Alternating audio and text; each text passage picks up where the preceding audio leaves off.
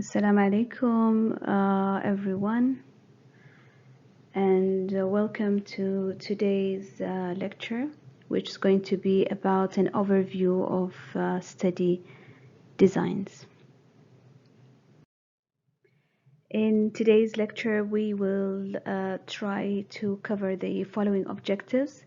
The first objective, we would be dividing or classifying epidemiological study designs into different classification, and we'll understand why they are classified in that way.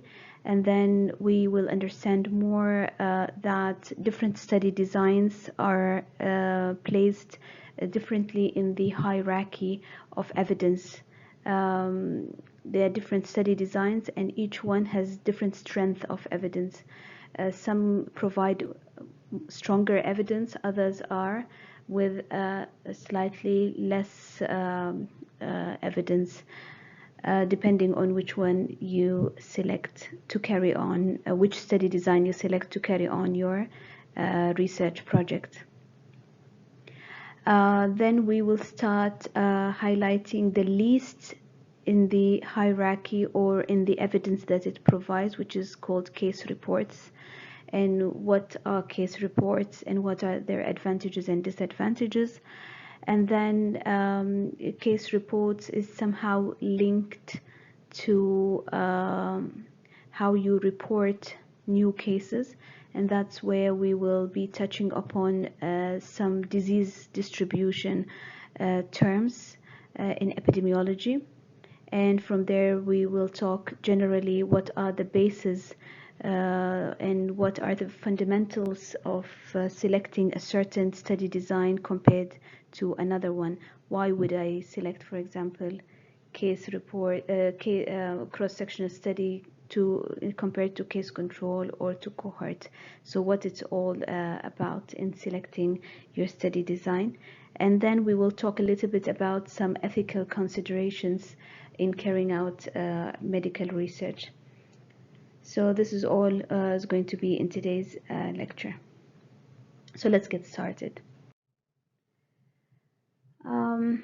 The first slide will talk about the first objective, which is classifying study designs. Now, all the different study designs that we know about in epidemiology can be divided into three main categories.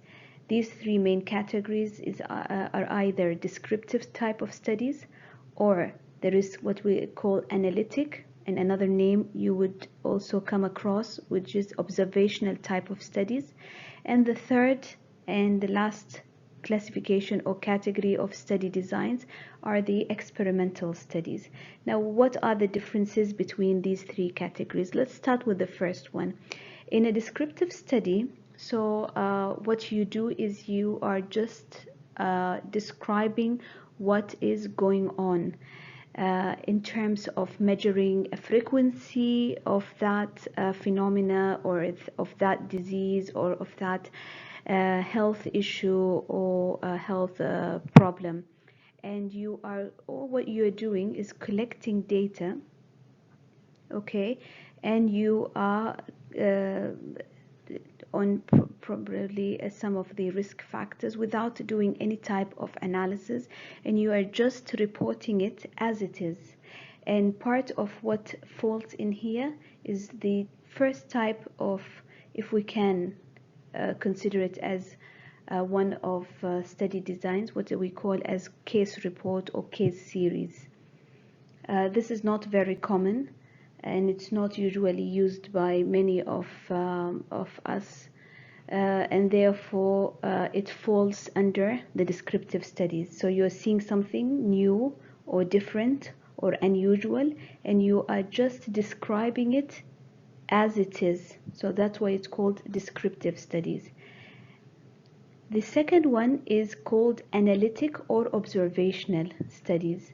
So this type of studies, you are not only observing. Yes, you're observing, but you are trying to, from your observation, to take it further, and you do some analysis. That is why it's called analytic. So you're not observing and presenting the description like in the first categories and that's it, but you're taking one step further in analyzing your observation and trying to come up with whether you accept certain hypothesis or you reject it. That's why the part of analysis comes, because unless you analyze your observation, you cannot go back to the hypothesis to accept it or to reject it. So here, where you set causal hypotheses about certain associations between certain risk factors and diseases, or sometimes we call association, sometimes we call it etiology or reason or causality of certain diseases, and you are trying to interpret these analyses to either accept your hypothesis or reject it. And here falls the three studies, which are cross-sectional study, as we're going to see in the coming lectures, and case control type of study, and cohort study. So all these three are considered analytic type of studies or observational. So you're observing what people do, but you are trying to come up with associations and causality, and you analyze your observation. All right. In the third category, however, it's called experimental studies. Why it's called experimental? Because here things are not happening naturally, but the researcher is the one, he's not only observing, but he is the one who implies the exposure. He selects groups, he gives a certain group certain exposure, and other group he doesn't give that exposure, and then he studies whether that exposure is related to certain outcomes of interest. And this is mainly experimental studies. You find it so much in the pharmaceutical industry, in pharmacies where they are trying new treatments and new medications. These are all should go into lab process of doing it all in the lab. You are putting it on different samples, and from lab, if it is crosses all the safety limits or boundaries, then you take it to real people, and you are dividing the people into one group where they are going to take the medication. And who decides that? The researcher. And that medication is not something natural. It's not like their diet or their smoking habits or their other things that they do. So you imply to one group the medication that you are testing or that you are researching about, and you choose another group comparable to that, where you also, for example, give them a placebo, which is nothing but sugar like medicine, where the individuals themselves don't know whether they are being given the right medicine or the placebo, so to minimize bias. And then you are measuring certain outcomes. If this is being given to minimize certain diseases, then you see if it worked, like for example blood pressure medication, and see if it's worked to for example to decrease the blood pressure in the group that they take it, and compared to the other group, for example. And this also experimental studies, yes, it is very widely used in pharmaceutical industry, but also sometimes they can be used by some food companies where they try certain diets, and especially for people with certain health issues, and they see if certain food products would work with them or no. And sometimes with certain people who are in the more of like nutritionists, who are trying certain types of diet to see its effect on people's cholesterol level or on people's blood sugar level and so on. So they can come up with certain recommendations to this type of patients, for example. So can you see the difference between experimental, analytic, and descriptive? So descriptive, we said you're just describing and you're giving the data and that's it. And you're allowing people to take it further to do it, for example, analytic studies, where they start to, from that observation and that description, trying to put up a hypothesis and collect data and analyze it and interpret to either reject or accept that hypothesis. But everything is happening naturally. For example, if you are looking at smoking and lung cancer, you cannot impose smoking to a certain group compared to other. You cannot take one group and tell them, please can you smoke this much a day for this long, and for the other group, don't smoke because I'm studying the effect of smoking on so and so. That is unethical and it's not right. But you are taking people who are already smokers compared to people who are already chose not to smoke, and you are just observing what is happening and you are interpreting your results. But in experimental, you are choosing who to get the exposure, and of course here the exposure should be something non-harmful to the groups. For example, if medication, I'm not trying a medication unless I know these medications have already passed all the tests required for safety and so on. So if it is not going to benefit, if it's not going to work on reducing blood pressure, for example, if it's a blood pressure medication, then it's not going to cause any harm to that group. And that's why experimental studies are so difficult to get ethical approval for and to conduct, because it's carrying very high risk, since you are the one who is imposing that exposure to certain group compared to the other group, and then you're looking at the effect or the outcome. So you cannot give people something that will harm them. And that's why there is limitation what you can test on people. And so that's why most experimental studies, they don't do it on people initially, and they start on animals, for example, mice and so on. That resembles the genetic makeup of humans, and allow them to take it then further.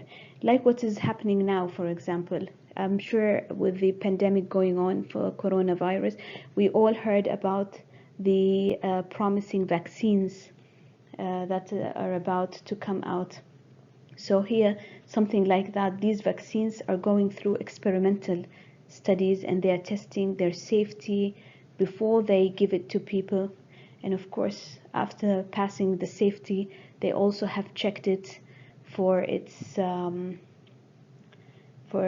effect in giving or providing the immunity that we are all hoping for against the virus. All right. And of course, we have another 2 lectures about experimental studies where we will get into some of the details about them later on. If we come and look at this simple diagram here about the hierarchy of study designs. So if you can look at the bottom of the photo here, or of the diagram, you can see you can see an arrow. This arrow, it shows you the strength of evidence. So from here, this type of studies has the least amount of evidence if it's being carried out, while this group here have the what we can call intermediate type of evidence, while experimental studies are considered to be the strongest in the hierarchy of evidence among all study types. So if you carry it is very difficult to be carried out. It takes long time. It is very costly and very risky. But if you succeed in carrying it and you were able to prove your hypothesis, then that results coming from this type of studies are considered the strongest in the evidence, and we would know the reasons when we come to talk about experimental studies in the coming lectures. So here you can see how they have divided them into descriptive and analytic. You can see that even experimental studies are considered analytic because you're also analyzing a hypothesis here, and observational. This is what we said about it as observational. Okay, so the descriptive, you're just simply describing with figures and graphs what's happening, and that is mainly in surveys, in when you don't take it any further, and with any further analysis, case reports and case series, which we will be talking about it today.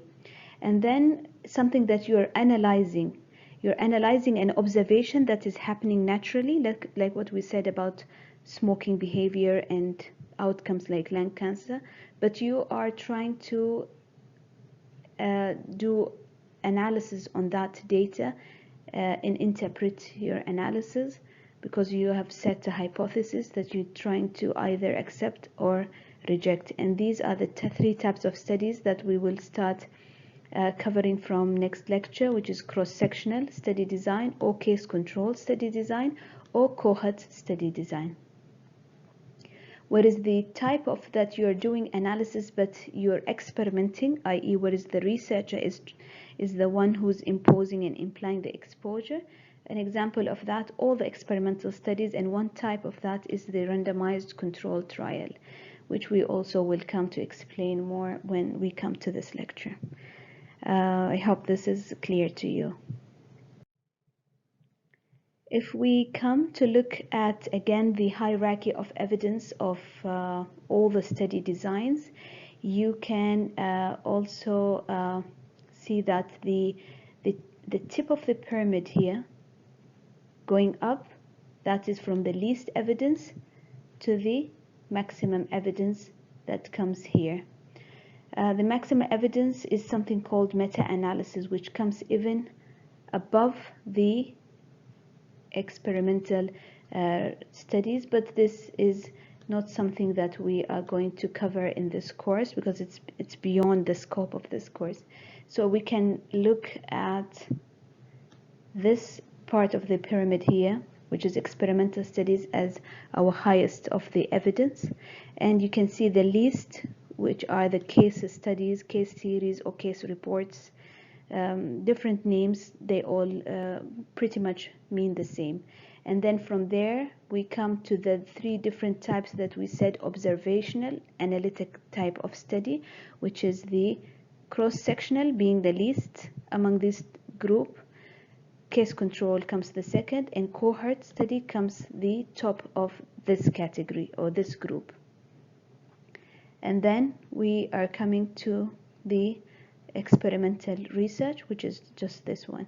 And this one here at the bottom, we already said it is called the descriptive type of studies. All right.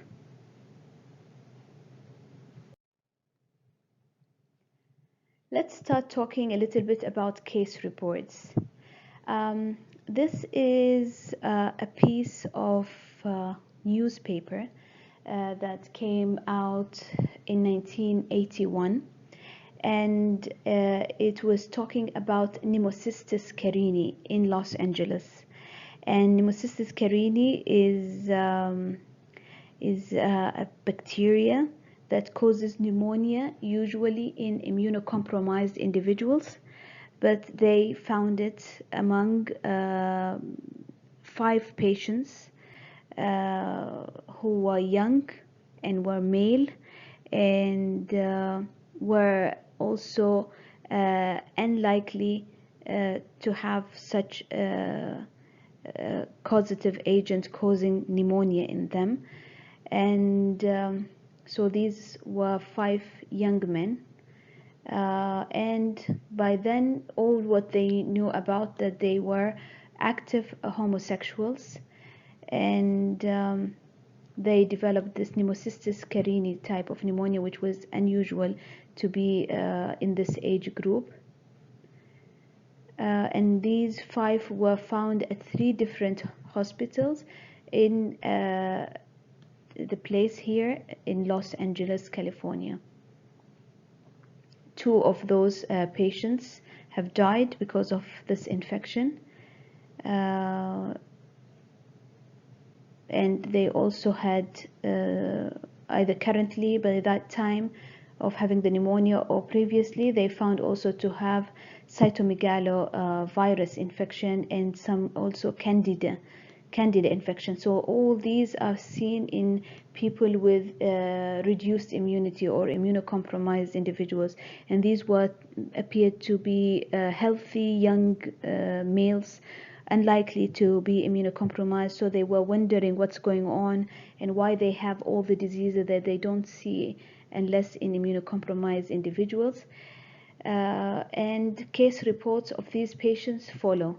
Of course, I did not put the case reports. So because these were new cases and strange something that they haven't seen before, so that was the beginning for them to start, as we mentioned before in other lectures, to discover HIV infection that eventually called AIDS, that is well known nowadays. But when it first started, people were just, this is purely what we call as observation.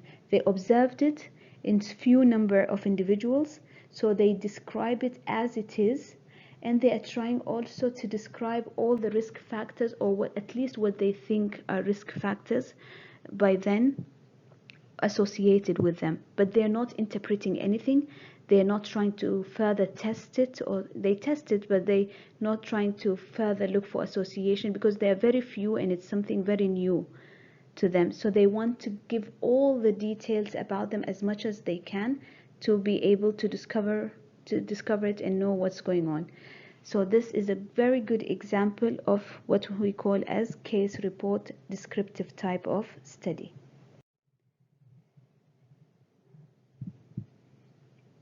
So what are case reports? From the example, it usually comes in a form of like a report or like an article. You can even publish it. Some journals are very interested to publish case reports. That tries to only, from the name, it's trying only to describe. That's the name descriptive comes from. It's only trying to describe and trying to interpret individual cases, or cases in very few individuals, because it's something new that you cannot interpret widely or make references regarding it. And it's often written in the form of detailed story. That is how case reports normally are. And what do they describe? And this is some of the examples what case reports usually describe. Either the cases are unique and something new that they cannot explain it based on any known disease or syndrome, like what happened with HIV when it first came out. They found certain infections that are common in immunocompromised, but in individuals who are not seem to be immunocompromised, and they cannot relate the two, and they cannot relate it to any disease that is known by then that causes such things in young individuals. So that's where that fits best as to be reported as case report. Sometimes it's not necessarily the thing is unique, but cases that show important variation of a certain disease or condition. For example, there is a disease that is common with a certain picture and certain phenotype, how it presents, but you find the same thing, for example, the same markers or the same genes that is responsible for the disease, but it presented differently in an individual that you cannot explain how so. So you can report that as a case report. Sometimes it is cases that show unexpected events, and if you report them, that can give new useful information to the medical field. For example, certain diseases that usually it ends up by the person being paralyzed. Certain, for example, neurological diseases that the prognosis of that disease will end up that the patient gets very weak and get paralyzed, and then get into failing to breathe by themselves and so on, and they end up by dying at an age, for example, of so and so. But if you have found the same similar disease in another individual, but for some reason it took another type of prognosis, like it got delayed further, or instead of that person going into paralysis, it went into something else different, and it's never seen before how it progressed in this way. So it is worth of that physician looking after that case to report it as case report, because that might give new information to the medical field, or to add more information to that disease. And that's actually how most of the information that we get today about different diseases we have come to know about. It's through case reports. And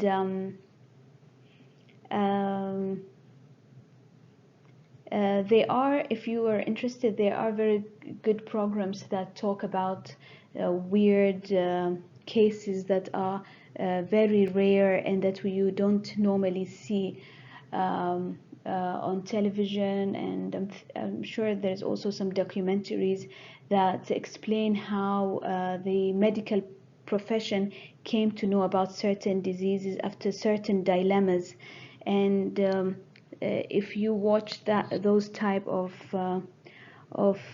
TV shows, I think that will, being future doctors, inshallah, it is very exciting, and I'm sure most of you would enjoy such things. These are case reports that are the first line of reporting certain observations, and from there it created the solid knowledge that we know about now about different syndromes and diseases. And still, I'm sure this field of medicine is very wide, and there are still a lot of uncertainties and a lot of unknowns that also are coming up every single day. And one of them is the current pandemic, where we don't have still the full picture of it yet. The last point, that case reports can also be used if one patient, for example, has 2 or more unexpected diseases or disorders. For example, certain individual has disease X, and for example, it is not common to have disease Y in the same individual, but you found somebody who has the 2 together, and it's not you cannot explain it. So you can also report that, and more studies can be done on it, and more information can be like more investigations and research can yield more information about these diseases that we don't know about, and then we can also discover.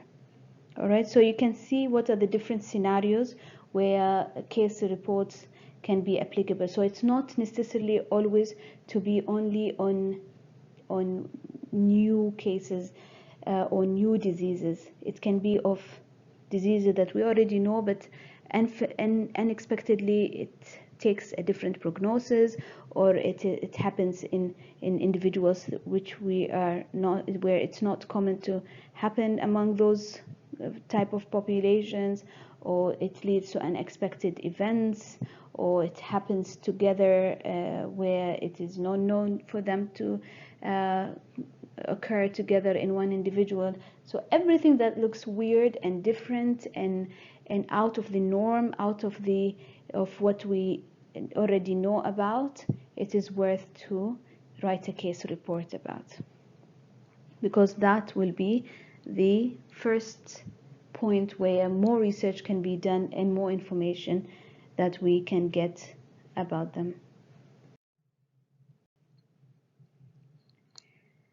This is just to emphasize again that case reports are, can you see where the case report in the pyramid? It is here at the bottom, and it is among, as we have said, what we call as descriptive epidemiology. They are something called case reports or case series. Case series is just a term that is very similar to case report, but case report usually it's when you see your observation in one individual or up to 3, for example, whereas in case series, where you can start getting that observation in more than 3, then it is more like you have a small group where you saw that new phenomena or that unexpected event in, where you can also report. And there's something called ecological study, which is also considered descriptive, but again, it is beyond the scope of this of this lecture. But what you need to know about the descriptive group or category of epidemiological studies, that case reports fits in there, and compared to the other analytic and experimental, it is the least evidence you can get from them. But although it is the least in evidence, but you have to know that it is very important, because they are also the first line of evidence, because this is the only way for people to know about any new issues or ideas that emerge about diseases or about the public health issues.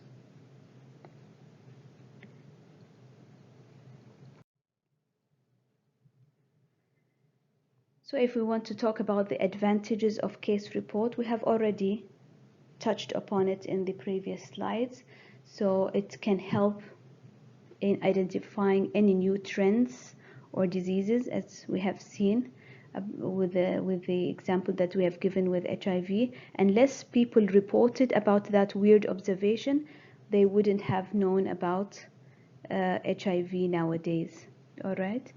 And it can help detect also new drug side effects and potential uses, whether it is adverse or beneficial, because case reports also, for example, with certain new drugs, if you get a side effect that was not expected with this medication, unless you can detect it in at least one or two individuals who took that new medication and developed certain, for example, type of side effect, and unless you report it to that pharmaceutical company, you're just getting their attention to that possible side effect, and they can look into the safety of that medication again. Sometimes, so that's what we hear about many pharmaceutical companies when they release drugs, although they have gone through a lot of restrictions in experimenting that drug and getting it out there and passing all the safety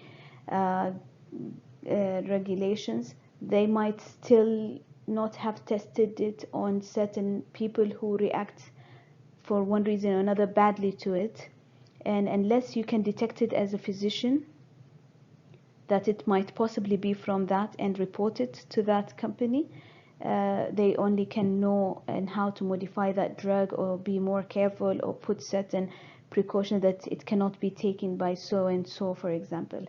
And we have seen so many times drugs being withdrawn from the market because of such reporting of side effects that were not expected. And how we come to know about that is through case reports.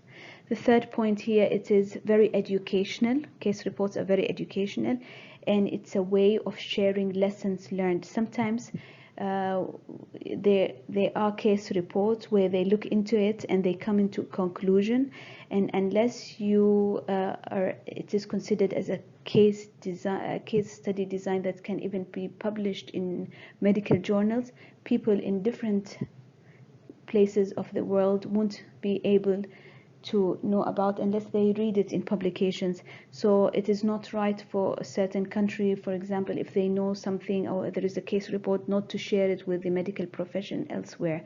So this is a good way of sharing knowledge as well, to put it in a systematic form or in a regular form, in a type of study that is called case report. So we cannot just ignore case reports. And it can also help us identify even rare manifestations of diseases that are already known. So it's either discovering new diseases, or sometimes when you use case report, we will know something new about diseases that already exist and that we already have certain information about. Okay, so these are all, of course, you can see how there are advantages. But also, on the other hand, we have also certain disadvantages. Cases, because when you are reporting cases, that is normally on a very small number of cases, could be only very literally few individuals. So you cannot generalize. For example, if you have seen something as a reaction to a drug in 1 or 2 individuals, you cannot use those 2 individuals that you have reported or you have observed to say that everyone who's going to take this medication will end up with like them. So you cannot generalize that finding, because 2 people does not represent the rest of that population. Okay, so you cannot generalize your findings in case reports. It is not based on a systematic type of study. Yes, we said that case reports is considered as a study design, but it's not a systematic type of study. What do you mean by systematic? There is no set hypothesis. You cannot take your observations further into the stage of analysis to be able to prove that hypothesis and so accept it, or to be able to disapprove that hypothesis, to reject it. So this is what we call as a systematic type of study, like we're going to see in cross-sectional, cohort, case control study, and experimental study. That you cannot do here because of the very few number of individuals that you are looking at, and because of the nature of case reports where you don't do any analysis or any interpretation. You're just describing things as they are. So that is not based on systematic studies. That's where it is weak in terms of the evidence that it provides. You cannot also talk about any causation or associations or any other because it can have different explanations. Because you're seeing something new, something unusual, something rare, and only describing it without further looking into and analyzing, and you cannot generalize the findings, you cannot test it, so you cannot say for sure that this causes this, because still it is very too early to come up with associations or causations, like what happened with the HIV. Unless they try to start it in testing and they have seen that virus is there, they cannot for sure say from the beginning that this virus is causing these individuals to go into immunocompromised status, and that's why they get all the infections that we normally see in immunocompromised individuals. So that happened only later on, so much later, when they got bigger and bigger number of individuals with the same condition, and then they were able to do different types of study designs to come to conclude the causation or the association, but not from the first 5 individuals they have seen they were able to come up with the causation of that condition. Is that clear? And the last thing, it can be seen as emphasizing the bizarre or focusing misleading elements. Some people look at case reports as being disadvantaged because it focuses on something uncommon, that what they call something bizarre, something strange, and focusing on something that might be misleading. And you know that people normally, whenever you tell them something new or new information, even for us as medical profession, when you tell us something new that is unusual and that we did not study in books, or it's not the norm about health or medicine, you tend to ignore it. Say, no, this we haven't heard about this in medicine, or in all the years that we have studied medicine, and that doesn't fit the logic that we are used to. So that is something bizarre, you shouldn't focus on, that is not common, while it actually that is a disadvantage, but it's sometimes actually that might be the first sparkle to get into something new that is very important, and unless you give good attention to that, you would miss it and miss the opportunity of that of having that new knowledge. So that's why people don't like much to look at case reports. They're saying you might just be exaggerating something, certain observation that means nothing. Okay. And then we'll come to talk about the terms, because one of the things that people observe is how disease first emerge. And when we talked about if you remember the definition of epidemiology, for example, we said in the definition that in the term distribution, when we talk about disease distribution, then we talk about time, place, and person. But also, when we talk about disease distribution, it's very important to know how we describe diseases in epidemiology depending on its geographical distribution and how they get to different places.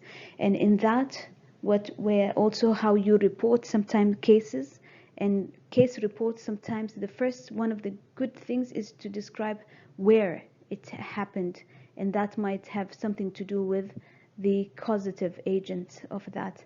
So that's why I thought of talking about these terms in today's lecture.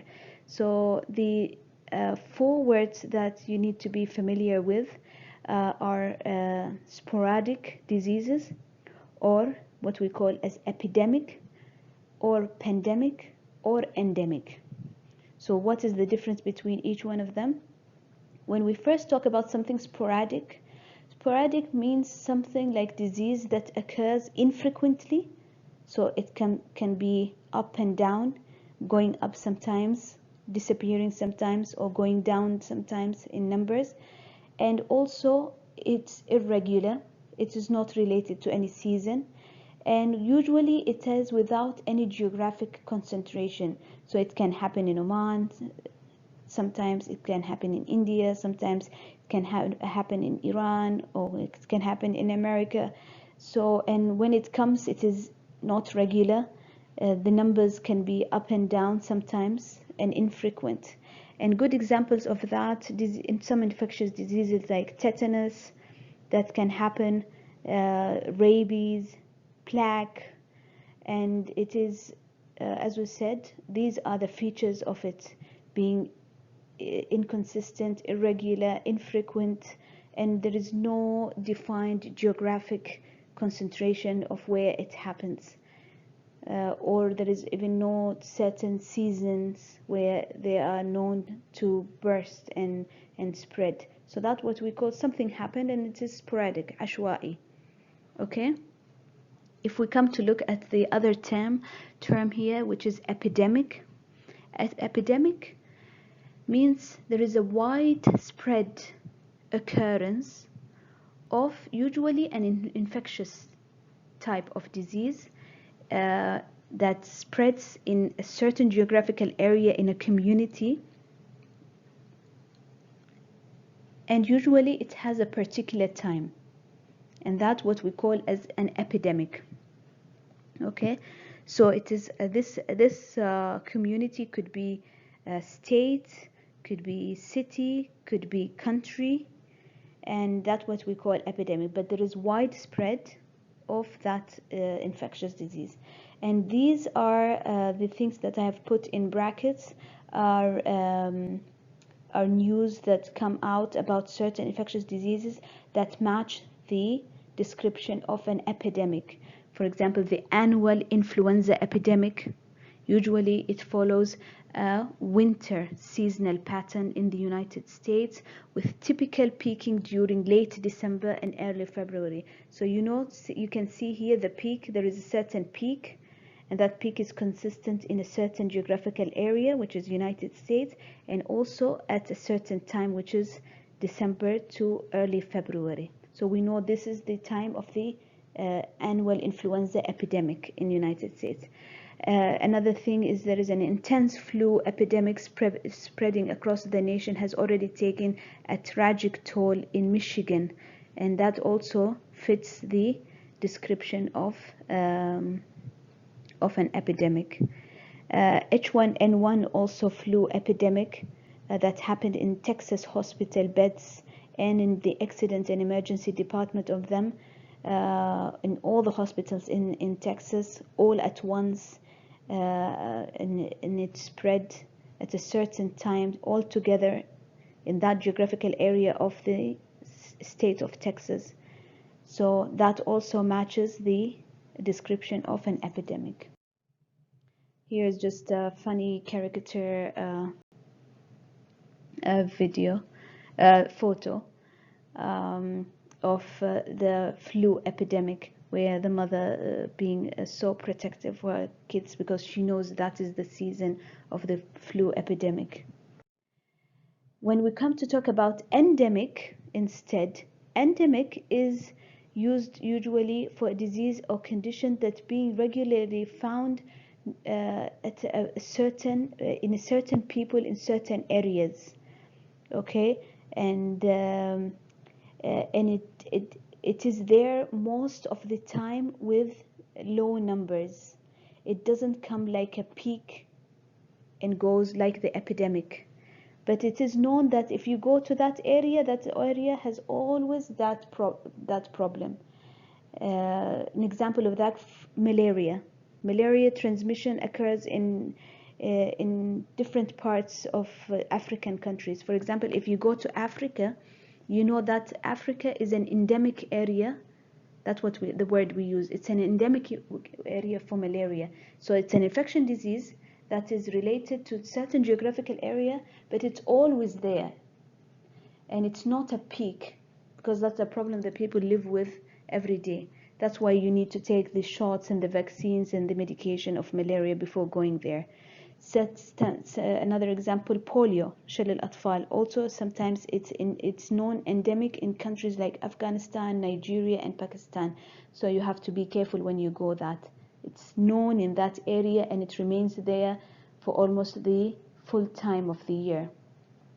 Okay, pertussis is also endemic in different areas worldwide.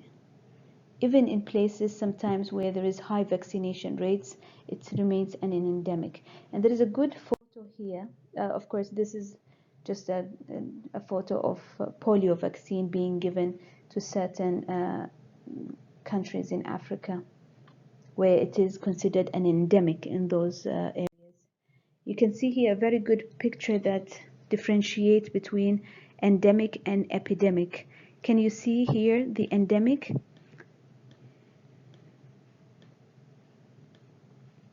I'm trying to, if you look here at endemic, endemic is an infection that is ongoing, okay, in the time scale. Here, if you look at it horizontally, you can see the number of cases. Vertically, it is very steady and it goes for a long time. However, when you look at epidemic, it peaks in certain areas at a certain time and then it goes away. And this is the difference between epidemic and endemic.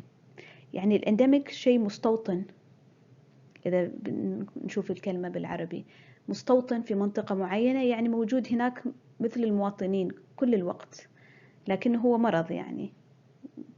Okay, whereas in epidemic it comes like a peak and it goes in certain geographical area at certain time of the year. It has a season and the numbers goes up at that particular time in that particular area and then it disappears. Sporadic, لا، عشوائي. Okay, and then coming to the word pandemic. Now, if there is an infection that started as an epidemic, okay, it has risen in certain place in one area, but it did not remain there, but it went and spread beyond that region to infect large numbers of people outside that region, all in a sudden manner at a certain time, and then that's what we call pandemic. هذا اللي نحن نقول بالعربي الحين جائحة. And I'm sure you're all now familiar. واللي كان حتى ما يعرف إيش يعني pandemic بالعربي إنه جائحة، عرفنا من what's going on now.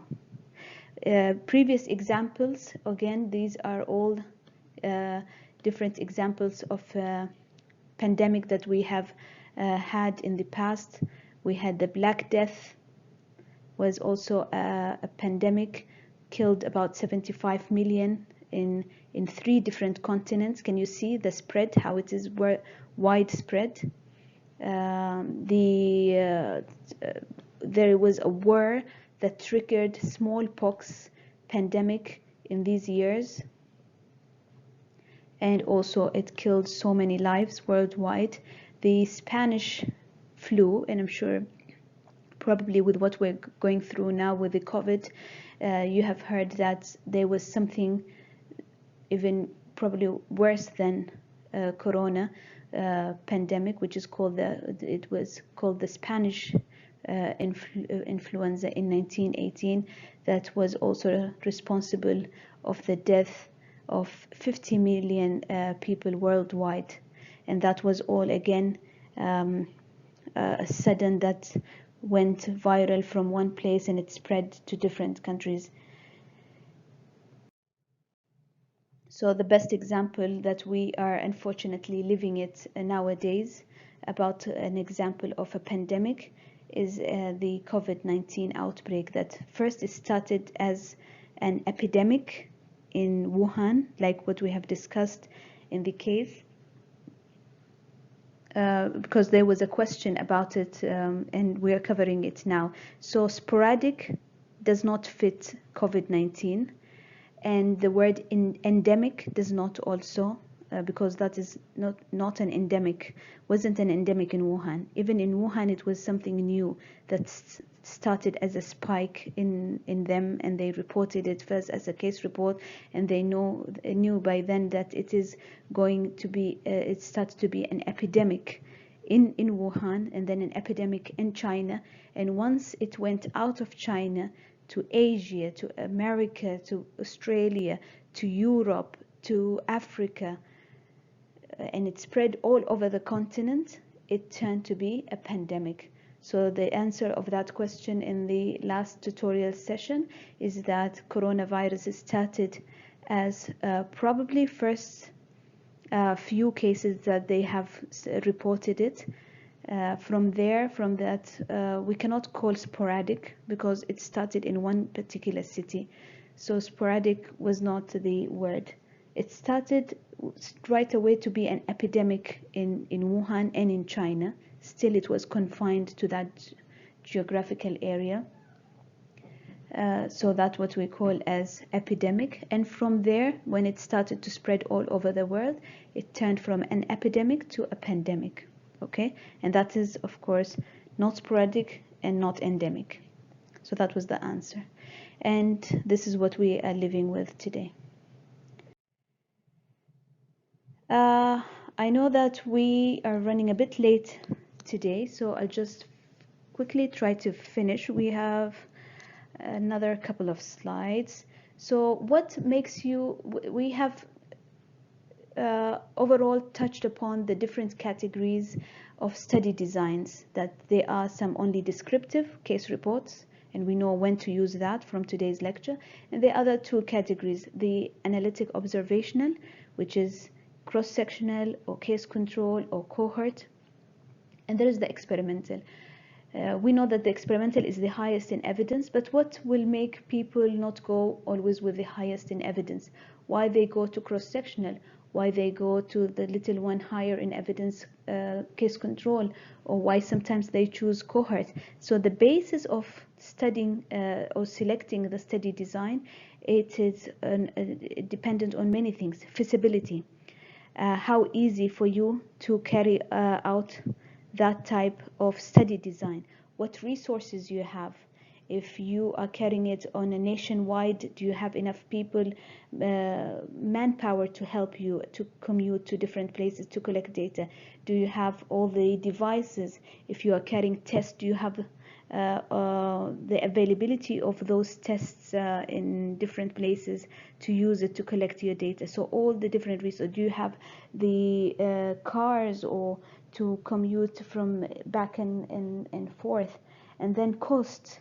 We know certain study designs could be more costly than others. For example, experimental. And can you cover the cost? What about the time factor? For example, you as going to be in the coming semester choosing your research project, you have to take time factor in account because you need to submit, for example, your work within few months. I think you have to write your proposal, conduct your study in terms of data collection, do the interpretation, and write it down all in a couple of months. So you cannot be unrealistic and choose to study something that takes a lot of time, because you don't have that time. So you choose the study design that fits your time frame.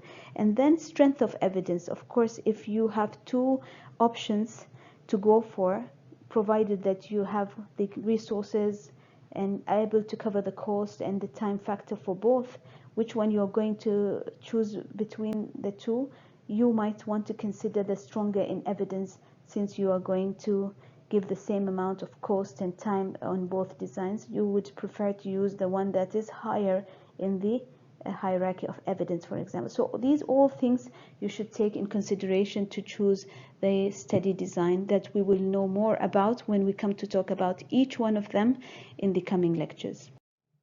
The last thing that I wanted to touch upon very quickly is it's very important for you in any research you are conducting, in any study design that you are choosing to follow to conduct your research, that there is something called ethical consideration. And it's very important that you get exposed and introduced to this term when you start talking about research. And what does it mean? It's just to be can be specified in certain important points. For example, the research participants, the people that you enroll in your research, should not be subjected to any harm in any way so whatsoever. Like we said, in experimental studies, you cannot give them something that can cause them harm. For example, that is unethical, considered unethical. So this is something that you have to clearly mention in your proposal to get the ethical approval. That's where the word ethical approval comes from. I'm sure you heard that anybody, before conducting any research, you have to write a proposal, and that proposal should go into something called ethical committee. They have to check that what you are doing is right, it's non-harmful, it preserves all your participants' rights. And only when they give you that ethical approval, you can carry and conduct your study. Before that, you cannot go and do anything. And that is available in every institution where you carry research on. The second point, you have to respect the dignity of your participants, and that should be a priority. You cannot use them for any topic that will affect their dignity or their or take their respect away from them. And you cannot involve people in your research unless they're aware what they're getting themselves into, and that is only through getting a full consent. Muwafaqa should be obtained before you conduct the study. You cannot just go to people and say, you have to fill this questionnaire. You have to give the option and get their consent to do so. Privacy of your participant is very important. You cannot chat about different findings with other colleagues in your study, or mention the name of your participant if they don't want to be that. And their privacy has to be ensured and protected. That's why most of researchers, you can see that you can write that or mention that I'll be using just study codes, and patient's name will not appear on the paper or on the data sheet, and that is part of how you are protecting their privacy. Confidentiality is very important, which is also the same thing here, where all the data you collect should be confidential. You don't share it with other people who are not involved in your research just for the joy of sharing information. Anonymity of individuals and organizations that take part in these studies should be ensured. And again, if you are, for example, talking about bad practice in certain health organizations, or people's experience, bad experience with certain, for example, medical or health workers, then you should make sure that you don't mention the name of that organization عشان تمنع التشهير يعني. whether that for individuals or for organizations. So again, it's part of the privacy is to anonymize. So the word anonymize or anonymity هو إخفاء الاسم أو عدم الإفصاح عنه يعني. You should not exaggerate in the aim objectives. You should avoid doing that, or you manipulate in your objectives in a way or another. You have to always be very clear where you are coming from and where this research is being conducted through, because you don't want to be somebody who is not eligible to carry research and you go and carry it. So you have to be very clear to your participants where you're coming from, where this data is going to, who is funding it. You have to be very clear. If there is any conflict of interest, should be very clear. You cannot, for example, carry a research to support a certain medication and you are working in a company that is producing that medication. So that is considered a conflict of interest. You cannot test something where you can benefit from, because obviously you might deceive your findings or your data to make it look better, to support, for example, your company or your product. And that's why many people should be very careful when they get pharmaceutical company representatives, when they carry out research. You have to be very careful what they are researching and how they are doing it and how they are interpreting the data. Are they being honest about what they're collecting about the dates, the drug's safety and effectiveness? Because of course they would want their drug to be showing the best results to be able to sell it. So these things are have to be very careful in ethical considerations in this type of communication. Any type of communication in relation to the research should be done with honesty and transparency. You cannot recruit, for example, people who you know will give you certain type of information, so you are deceiving the findings in somehow. And this happens a lot for researchers who are trying, for example, to highlight certain negative issues in the society. So they go purposely and pick the people who are the worst, having the worst experience in certain problem to get data from, to make their data show very bad. And sometimes that will highlight their research and help them in publishing it, for example. And that is not being honest. So that is ethically unacceptable. Again, any misleading information or any misleading representation of data findings can be biased, should be avoided. Yeah, so because there are certain researchers that are trying to prove something, and representation, also interpreting of data should be very objective and not subjective of researchers' opinion. For example, I have conducted, I'll just end it up here, that a research talking about the experience of adoption in the Omani society. So doing something that is very sensitive, ethically, I should not try to impose my own concepts or beliefs about adoption into my paper, and I should clearly interpret participants' opinion and experience about adoption in the Omani society, to be able to be honest and ethically honest in my findings and in my paper that I'm going to publish. I cannot ask them questions in a way to get the answers that I want to hear, that no, for example, adoption is not acceptable culturally, it is forbidden, for example, in Islam, because my thoughts these are my thoughts or my beliefs, so I'm trying to impose it on the participants and get that information and highlight it and hide all the other information that I don't believe in. This is ethically incorrect and should be avoided. And actually, I had also to explain it very clearly to the ethical committee how I tried my best not to impose my own, for example, beliefs and thinking into the data that I have collected, or the way how I interpreted the data. That is, of course, during my PhD. So these are some of the ethical considerations that you have to consider in conducting your own research in the future. So this takes us to the end of today's lecture. I'm sorry I have gone a little bit beyond the time this time, and I'll be talking to you in next in the coming lecture. Bye bye.